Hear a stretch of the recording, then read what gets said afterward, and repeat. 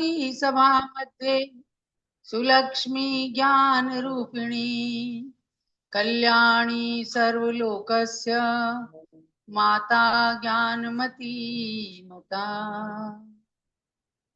चलो सरस्वती की प्रतिमूर्ति गणिनी प्रमुख श्री ज्ञानमती माता जी की द्वादशांगमयी जिनवाणी माता का वरदान लेकर सरस्वती की प्रतिमूर्ति की छत्र छाया में स्वाध्याय प्रारंभ करती हूँ। आप सभी लोग दूर दराज से छठ ढाला की क्लास में भाग ले रहे हैं। सभी को ध्यान देना है कि 1 जून रविवार को छठ ढाला ग्रंथ की 3 ढाल की परीक्षा होने वाली है। जैसे आप पूर्व में अनेक विषयों की परीक्षाएं देते आए हैं, ऐसे ही छह ढाला की 3 ढाल की यानी छह ढाला की 2 बार में हम परीक्षा लेंगे। 3 ढाल की परीक्षा ली जाएगी 1 जून रविवार को दिन में 3:30 बजे पूर्ववत ऋषभ देव जूम चैनल के चैट बॉक्स में पेपर डिस्प्ले किया जाएगा और आप उस पेपर में दिए गए 4 ऑप्शंस होंगे, एक पर टिक लगाएंगे क्योंकि कोई एक ही सही उत्तर होगा।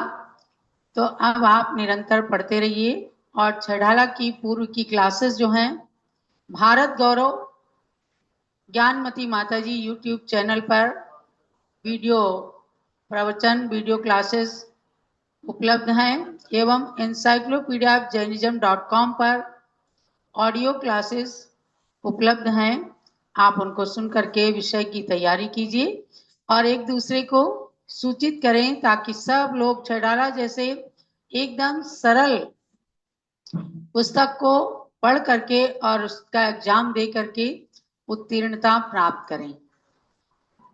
उत्तीर्णता प्राप्त करना जितना महत्वपूर्ण है उससे कहीं अधिक महत्वपूर्ण है कि आपने उस विषय को छह ढाला के 3 ढाल को कितना हृदयंगम किया है, तो उसका सार निकलने वाला है। तारीख याद रखेंगे 1 जून 2025 रविवार। अब छह ढाला के मंगलाचरण के साथ क्लास प्रारंभ करती हूँ।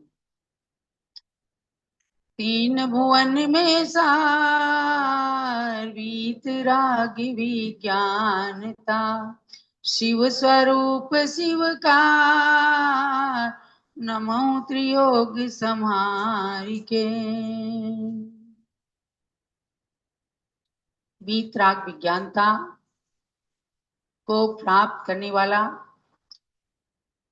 जीव द्रव्य जीव तत्व है और विशेष रूप से 4 गतियों के मध्य मनुष्य गति जो सर्वश्रेष्ठ गति मानी गई है, उस गति में ही ये भेद विज्ञान को प्रकट कराने वाली वीतराग विज्ञानता प्रकट होती है। इसलिए इस ग्रंथ के मंगलाचरण में सर्वप्रथम तीनों लोकों में सारभूत जो वीतराग विज्ञानता है, जो मोक्ष के स्वरूप को साकार करने वाली है, उसे मन वचन काय से नमस्कार करके और 4 गतियों के माध्यम से 84 लाख योनियों में भटकने की जीव की कथा को कहानी को बताने वाला है।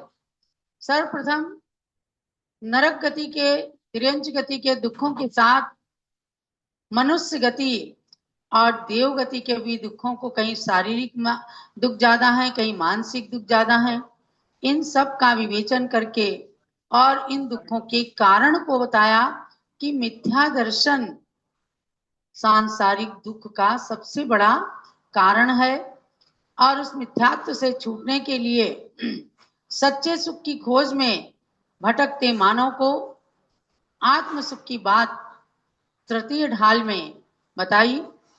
उसमें सर्वप्रथम 7 तत्वों में से जीव तत्व को लिया और उस जीव के बहिरात्मा, अंतरात्मा परमात्मा तीन भेद बताए। मिथ्यात्व से ग्रसित व्यक्ति बहिरात्मा जो शरीर और आत्मा को एक मानकर उसी के सुख में सुखी और उसी के दुख में दुखी होता है। ऐसा बहिरात्मा जीव अंतरात्म पने को कैसे प्राप्त हो, तो कहा कि पहले सम्यक दर्शन प्राप्त करो। अगर जघन्य अंतरात्मा भी बन गए तो समझो मोक्ष महल की प्रथम सीढ़ी पर कदम रख लिया, क्योंकि अविरत सम्यक दृष्टि को जघन्य अंतरात्मा कहा। और व्रती प्रतिमाधारियों को, पंचम गुणस्थान वर्तियों को एवं छठे सातवें गुणस्थान वर्ती संतों को, मुनियों को मध्यम अंतरात्मा तथा निर्विकल्प समाधि में लीन श्रेणी में स्थित महामुनिराजों को उत्कृष्ट अंतरात्मा कहकर परमात्मा के स्वरूप को भी बताया कि 13वें गुण स्थान के अंदर अरहंत भगवान सकल परमात्मा है और निकल परमात्मा माने सिद्ध जीव। इस प्रकार से जीव तत्व का बहुत सुंदर वर्णन किया। अब 7वें छंद के माध्यम से आगे चलते हैं। अजीव द्रव्य या जीव तत्व कह लो, द्रव्यों में भी अजीव है, तत्वों में भी अजीव को कहा है। उसके लक्षण और भेद को बताते हैं। चेतनता बिन सो अजीव है, पंच भेदता के हैं। पुद्गल पंच वर्ण रस गंध दु हरस वसु जाके हैं। जिय पुद्गल को चलन सहाई, धर्म द्रव्य अनुरूपी। तिष्ठत होय अधर्म सहाई, जिन बिन मूर्ति निरूपी। ध्यान देना एक एक शब्द पर। अजीव क्या है? अजीव द्रव्य किसे कहते हैं? चेतनता बिन सो अजीव है, यानी अजीव वह है जिसके अंदर चेतना नहीं है, जिसके अंदर आत्मा नहीं है, उसको कहा है अजीव। और पंच भेद ताके हैं। ताके माने उस अजीव तत्व के 5 भेद हैं। पुद्गल, धर्म, अधर्म, आकाश और काल, ये 5 भेद किसके हैं? अजीव। अजीव की 5 भेद हैं, पुद्गल, धर्म, अधर्म, आकाश और काल। अब पुद्गल किसे कहते हैं? तो कह रहे पुद्गल पंच वर्ण रस गंध दूप फरस वसु जाके हैं। ध्यान से सुनना कि पुद्गल क्या है? जिसके अंदर पूरण और गलन ये स्वभाव रहता है। ठीक से बताओ भैया, आप लोग इधर बैठिए, इधर बैठिए सब लोग, वहां कोई नहीं आएगा।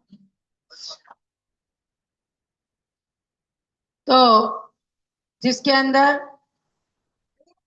वर्ण, रस, गंध और स्पर्श ये पाए जाते हैं, वह पुद्गल होते हैं।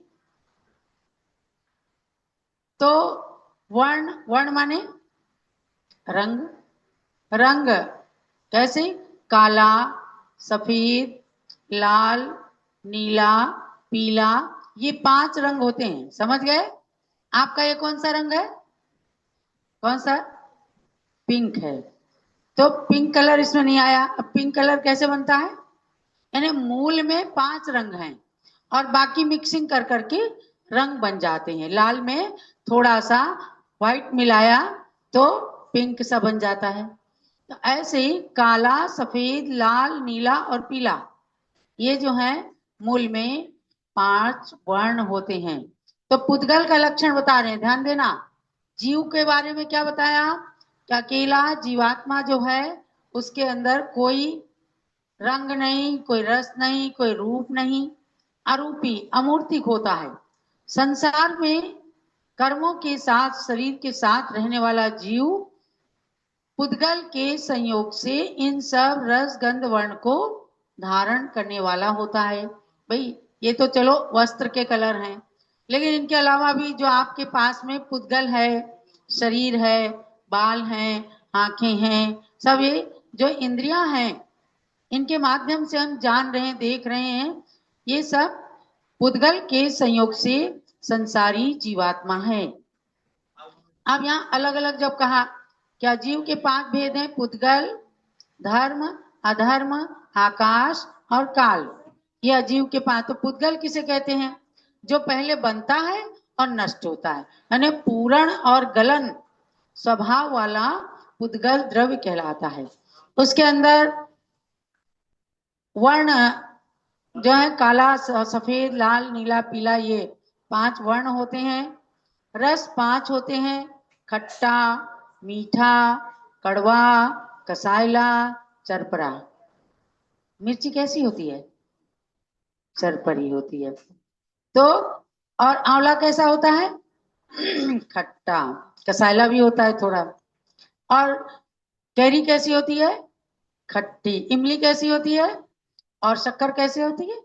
मीठी। तो खट्टा, मीठा, चरपरा, कड़वा और कसाइला, ये 5 रस कहलाते हैं। और गंध 2 होते हैं, सुगंध और दुर्गंध। बड़े बढ़िया स्मेल आने लगती है जब कोई स्प्रे करके आते हैं अच्छा सा, तो और कहीं दुर्गंध आती है। तो सुगंध और दुर्गंध ये गंध के 2 भेद हैं। और स्पर्श के 8 भेद होते हैं। गरम, ठंडा, हल्का, भारी, कोमल, कठोर, रूखा और चिकना, ये होते हैं क्या? स्पर्श। हमने रुई को स्पर्श किया, बहुत नरम नरम लगी। और तखत लकड़ी को स्पर्श किया, कड़क कड़क कठोर है। अरे भैया, तो ये सब किस में होते हैं? पुद्गल में ये गुण होते हैं। पुद्गल में 20 गुण होते हैं।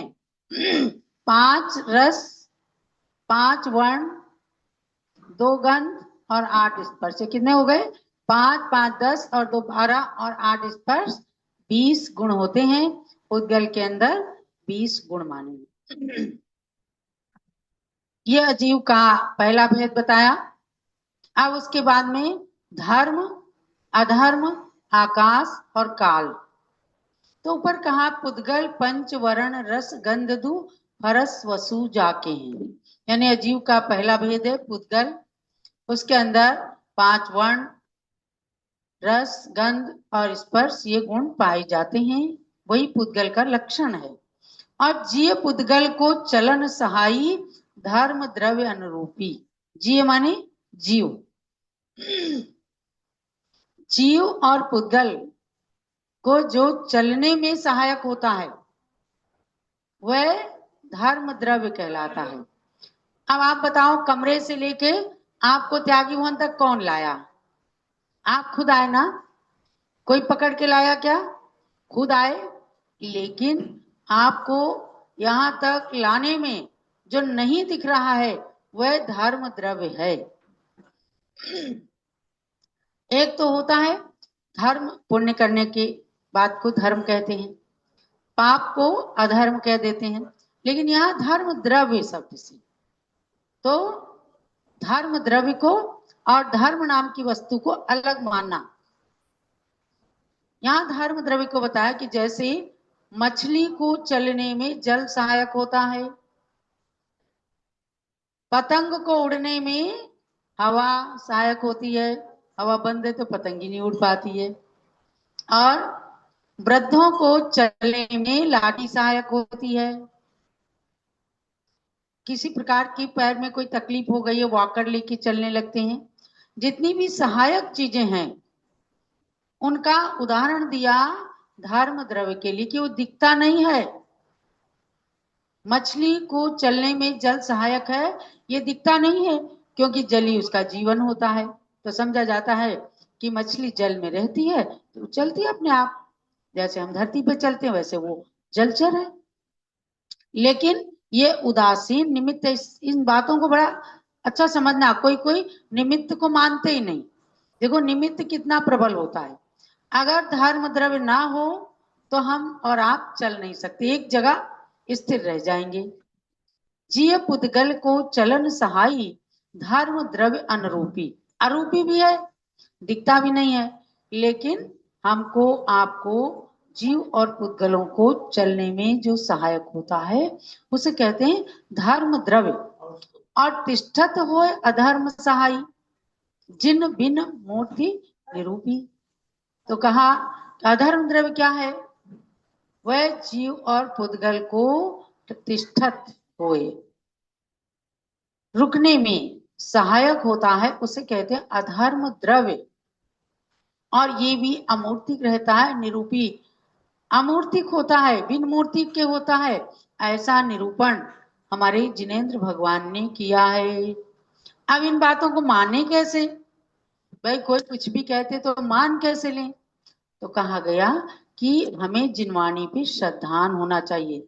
सबसे पहले सम्यक दर्शन हो, क्योंकि आपको बहिरात्मा से अंतरात्मा बनना है। तो इसलिए क्या कि भगवान ने जो कहा है उनको जिनवाणी के माध्यम से, गुरुओं के उपदेश के माध्यम से सत्य मानना है।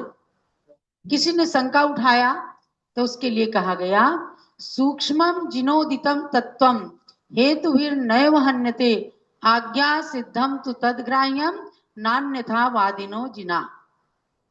बहुत सारे सूक्ष्म तत्व हैं, जिनेंद्र भगवान के द्वारा कहे गए सूक्ष्म तत्व हैं। हमने कहाँ देखा है कि पानी के अंदर इतने सूक्ष्म जीव होते हैं?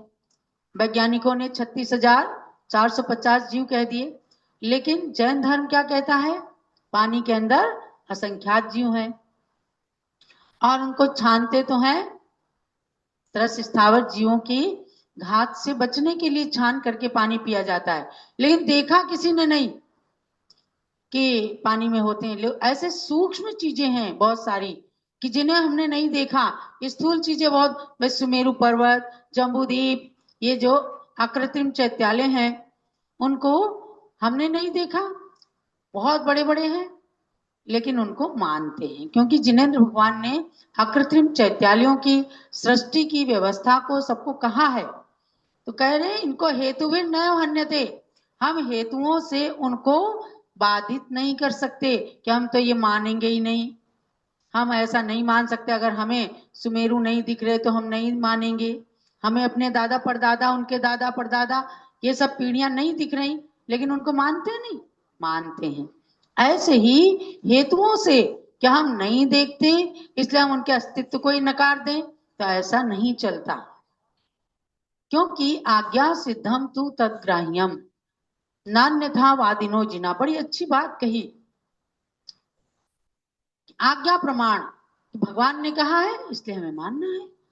जब कभी देवता बनेंगे तो उन कृत्रिम चैत्यालयों की जाकर के वंदना करेंगे, क्योंकि हमारे जिनेंद्र भगवान जिन्होंने सब कर्मों को जीत लिया, इंद्रिय विषयों को जीत लिया, वे नान्यथावादिना, वे अन्यथावादी माने वे कभी भी असत्य भाषण नहीं करते। उनका एक एक शब्द दिव्य ध्वनि के माध्यम से जो निकला वह सच होता है।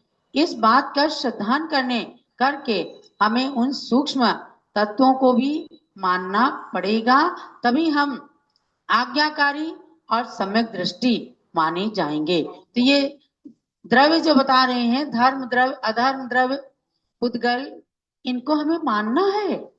4 गतियों को मानेंगे, नरक और स्वर्ग गति, क्योंकि देव मनुष्य गति, तिर्यंच गति दिख रही सामने।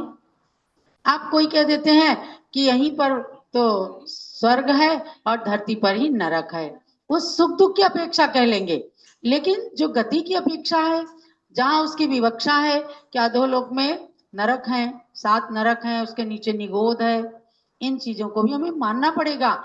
ऊर्ध्वलोक में स्वर्ग है, 9 ग्रीवेग, 9 अनुदिश, 5 अनुत्तर आदि कल्पातीत विमान भी हैं। इन सब चीजों को हमें भगवान जिनेंद्र देव सर्वज्ञ देव के द्वारा कथित मानना होगा। यही स्वाध्याय का सार तो यही है। हमें जो अच्छा लगा उसको मान लिया, हमें जो नहीं अच्छा लगा भाई ये हम नहीं मानते, ऐसा नहीं चलता।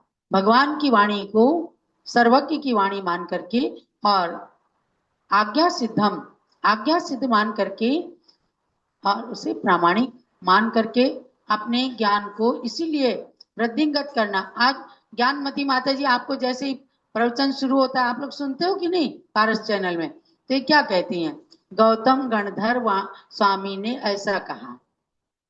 गौतम गणधर का नाम लिए बिना ये अपने प्रवचन को शुरू नहीं करती और इनका मानना है कि ऐसे महान चार ज्ञानधारी गौतम स्वामी के वचन से मैं अपनी वाणी का शुभारंभ करूंगी तो मेरी जिह्वा सफल हो जाएगी।